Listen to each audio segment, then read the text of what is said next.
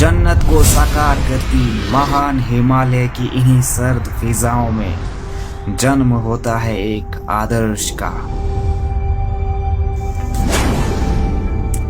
लगभग 5000 साल वर्ष पूर्व भारत के पश्चिमी हिमालय की ऊंची पहाड़ियों में शोणितपुर नामक राज्य पर बाणासुर का शासन था। उसके 3 पुत्र और एक सुंदर बेटी उषा थी। एक दिन उषा को सपने में एक सुंदर राजकुमार के दर्शन हुए। उषा ने अपने सपने का जिक्र अपनी सहेली चित्रलेखा से किया। उषा के बताए अनुसार चित्रलेखा ने सपने में आए राजकुमार की हूबहू तस्वीर बनाई और दोनों तब आश्चर्यचकित रह गई जब उन्हें मालूम पड़ा कि सपने में आया व्यक्ति कोई और नहीं बल्कि कंचनपुरा का राजकुमार भगवान कृष्ण का पुत्र प्रद्युम्न है।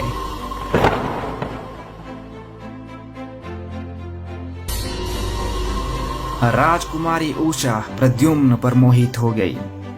चित्रलेखा ने अपनी मायावी शक्ति से भगवान कृष्ण के महल में दाखिल होकर नींद में सोए राजकुमार प्रद्युम्न का अपहरण कर शोणितपुर ले आई। प्रद्युम्न जब सुबह उठे तो स्वयं को राजकुमारी उषा की बाहों में पाकर अचंभित थे। जब बाणासुर ने प्रद्युम्न को देखा तो बाणासुर ने देखते ही प्रद्युम्न को बंदी बनाकर कारागार में डाल दिया। इस बात की खबर ज्यों ही भगवान कृष्ण तक पहुंची, उन्होंने शोणितपुर पर आक्रमण कर धावा बोल दिया।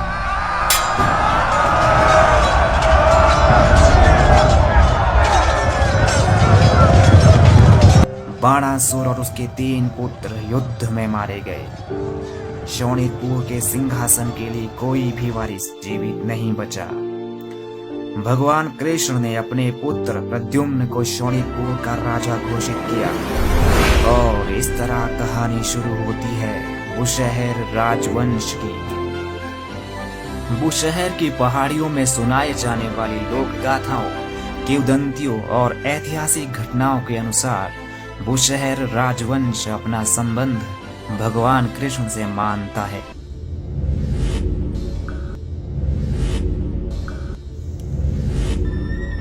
इस रहस्यमयी पेचीदा साम्राज्य के भूभाग का फैलाव काफी विस्तृत और व्यापक था। सुदूर उत्तर पूर्व में किन्नौर से शिमला और रोहड़ू कभी बुशहर राज्यों का हिस्सा थे।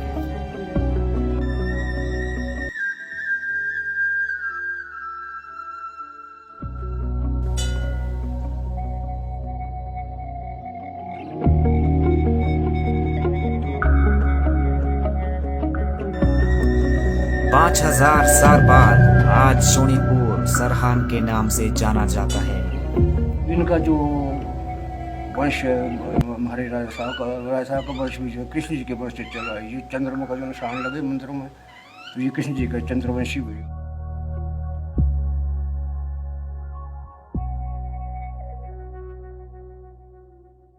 ये बुशहर रियासत की वंशावली है। इसमें प्रद्युम्न से शुरू होकर राजा साहब 122 है। शक्तिशाली राजाओं की समस्त पीढ़ी राजा राम सिंह के चिन्हों का अनुसरण करती है, जिन्होंने रामपुर शहर की स्थापना की। राजा सरोवर सिंह, राजा उजागर सिंह, राजा महेंद्र सिंह, राजा शमशेर सिंह, राजा पदम सिंह और राजा वीरभद्र सिंह।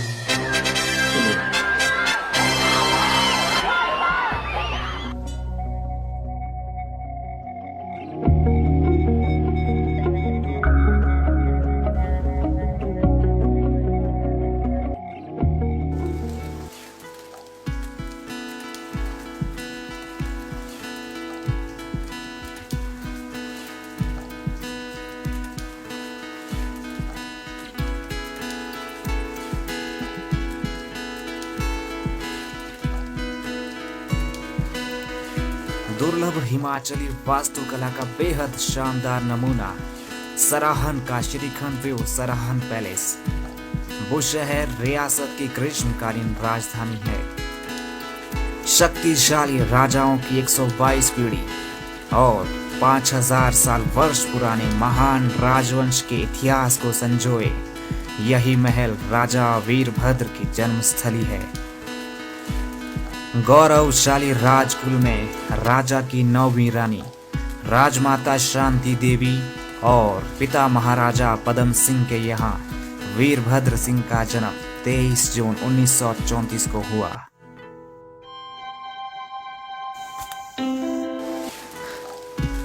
इस प्रकाशमान बालक को प्राथमिक शिक्षा के लिए colonel Brown's convent school Dehradun भेजा गया। I had my earlier education at home at Rampur and Sam by appointed tutors in different subjects. After that, it was decided that I should be sent to a public school, and I was sent to Colonel Brown's school at Dehradun.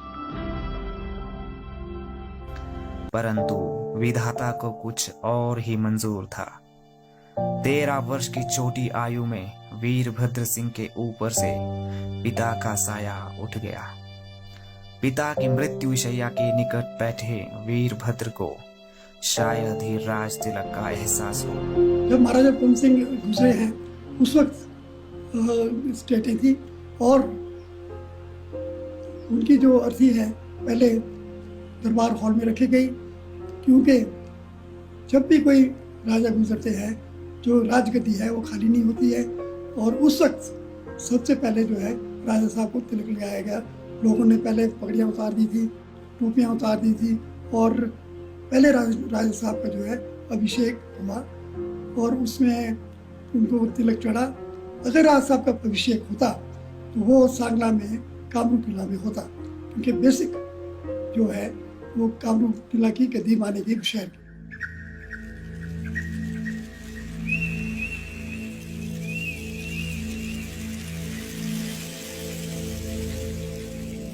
जहाँ तक मुझे इस किले के बारे में थोड़ा बहुत जो मुझे मालूम है, अपने बुजुर्गों के मुंह से सुना है कि ये कोई 500-550 साल तक यहाँ पर राजधानी बुशहर की ये राजधानी रही है, बुशहर रियासत की, और 500-550 साल यहाँ से राजधानी सरान ले गई। कामरूप किला में बुशहर का राज सिंहासन, राज मुकुट और शाही परिधान आज भी अपने राजा का इंतजार कर रहे हैं, जो शायद कभी भी पूर्ण ना हो। रियासतें खत्म कर दी गई थी, इसलिए राजा वीरभद्र सिंह का नहीं हुआ, लेकिन अभी भी वो राजगद्दी वहीं रखा गया है। और जब भी राजा साहब जाते हैं आते हैं कामरूप में तो वहाँ मत्था टेकने या अपना जो भी है अपना उस गद्दी के प्रति सम्मान देने के लिए वहाँ जरूर जाते हैं। 13 वर्षीय बालक वीरभद्र ने अपने नाजुक कंधों पर बुशहर की जिम्मेवारियों को वहन किया और इस तरह वीरभद्र बने राजा Virbhadra Singh. Long years ago, we made a tryst with destiny, and now the time comes when we shall redeem our pledge. At the stroke of the midnight hour, when the world sleeps, India will awake to life and freedom. I was very much interested in the freedom movement of India. I was for free India, and I am emotionally attached to free India.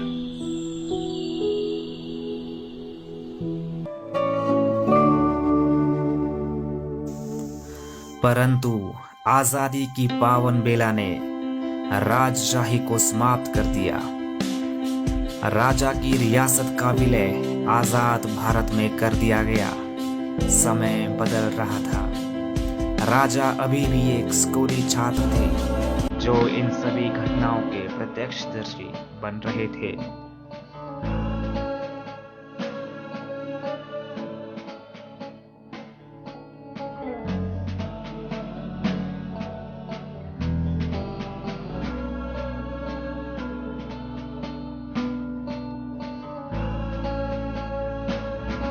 उन्होंने अपनी स्कूली शिक्षा bishop cotton school Shimla से प्राप्त की।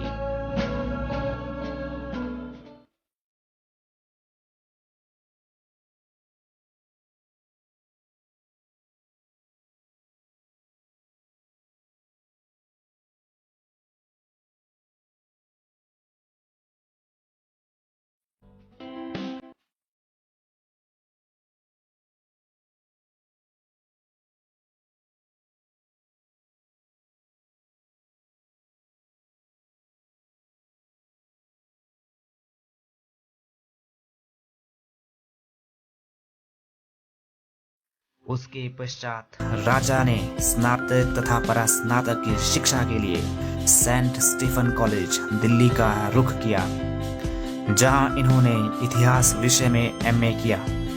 राजा आरंभ में भारतीय प्रशासनिक सेवा या इतिहास विषय के प्रोफेसर बनना चाहते थे, परंतु जवाहरलाल नेहरू के साथ हुई मुलाकात में नेहरू ने इन्हें बताया कि आपका जन्म ही शासन करने के लिए हुआ है, सरकारी कर्मचारी बनने के लिए नहीं।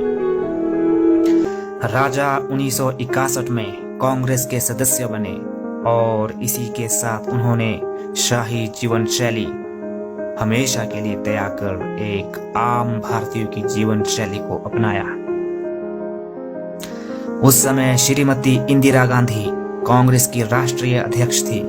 उनके प्रोत्साहन के कारण राजा ने अपनी बाकी की जिंदगी अपने राज्य ही नहीं देश की सेवा के लिए न्यौछावर कर दी।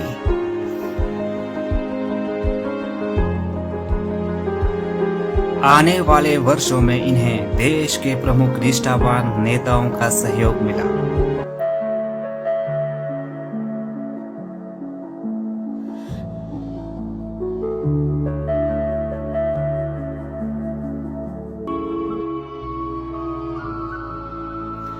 उन्नीस से 2012 तक 6 मर्तबा संसद के सदस्य के रूप में निर्वाचित हुए। 1976 में इन्होंने पर्यटन और नागरिक उड्डयन मंत्रालय का कार्यभार संभाला। वह संयुक्त राष्ट्र संघ की सचिवालय समिति के सदस्य 1982-83 में रहे। 1982 में उद्योग राज्य मंत्री रहे। उन्हें 2009 में इस्पात राज्य मंत्री नियुक्त किया गया और 2011 में सूक्ष्म लघु और मध्यम उद्योग का मंत्री नियुक्त किया गया। वीरभद्र सिंह 1983 में पहली बार राज्यों के मुख्यमंत्री के रूप में निर्वाचित हुए। उसके पश्चात उन्होंने अनुकरणीय उदाहरण स्थापित करते हुए किसी राज्य के रिकॉर्ड 6 बार मुख्यमंत्री निर्वाचित हुए।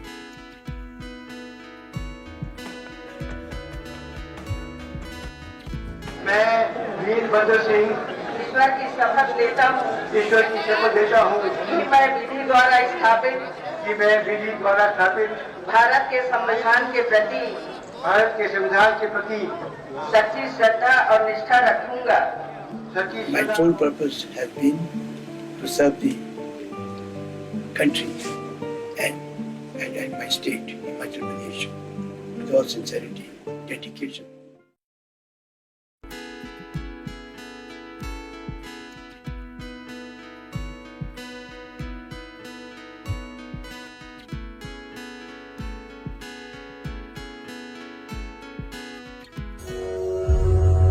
परंतु उनकी सियासी बुलंदियों के बीच निजी जिंदगी दुख और खुशी के उतार चढ़ाव भरे सफर से गुजरती रही। 28 मई 1954 को राजा वीरभद्र सिंह का विवाह जुब्बल की राजकुमारी रत्ना कुमारी से हुआ। ईश्वर ने इन्हें 4 सुंदर राजकुमारियों ज्योत्सना, अनुराधा, अभिलाषा और मीनाक्षी से नवाजा। 1983 में डेढ़ साल रत्न कुमारी की वो मृत्यु हुई। वो राज साहब उस वक्त बाई इलेक्शन में हम बोडो जा रहे थे और हमें हाट कोटी में ये पता लगा कि भी रानी साहब बहुत सख्त बीमार है। जब हम शिमला आए तो उनकी मृत्यु हो चुकी थी।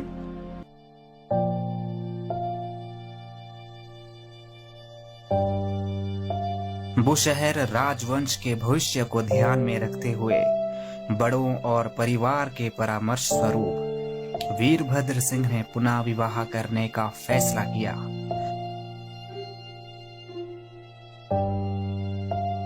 28 नवंबर 1985 को शादी समारोह का आयोजन किया गया, जहां जुंगा रियासत की राजकुमारी राजा हितेंद्र सेन और रानी शांति देवी की पुत्री प्रतिभा से इनका विवाह हुआ।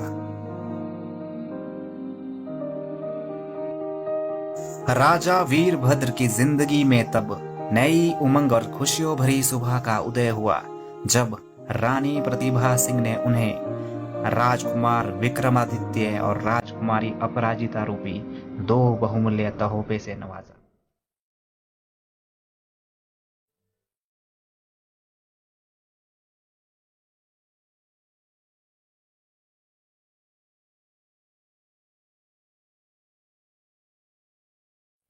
तरक्की करनी है और आगे बढ़ना है।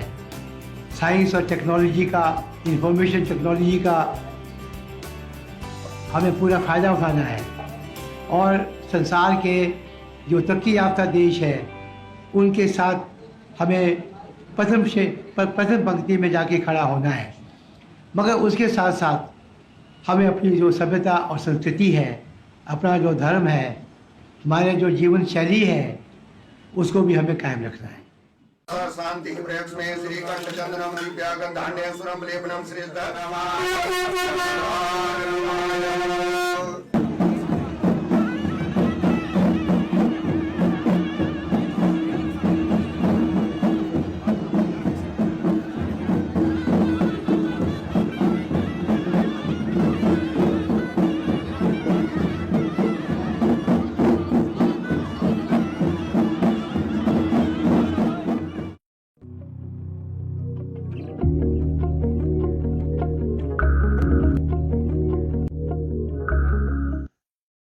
रामपुर का पदम पैलेस, यही वह जगह है जहां राजा वीरभद्र सिंह ने अपने बचपन का ज्यादातर समय गुजारा।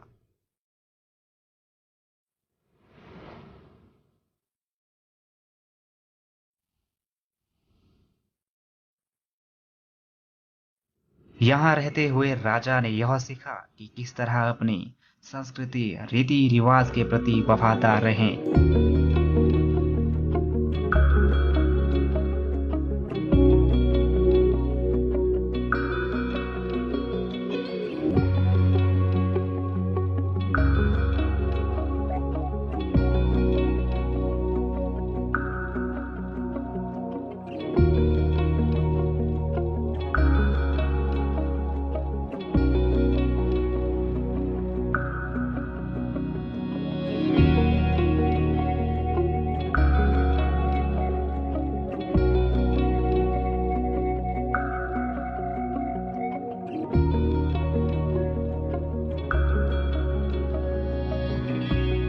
यद्यपि आज भी अपने व्यस्त कार्यक्रमों के बावजूद राजा प्रतिवर्ष फाग मेले को यहाँ पहुँचते हैं और अपने बचपन की बीती यादों को याद करते हैं।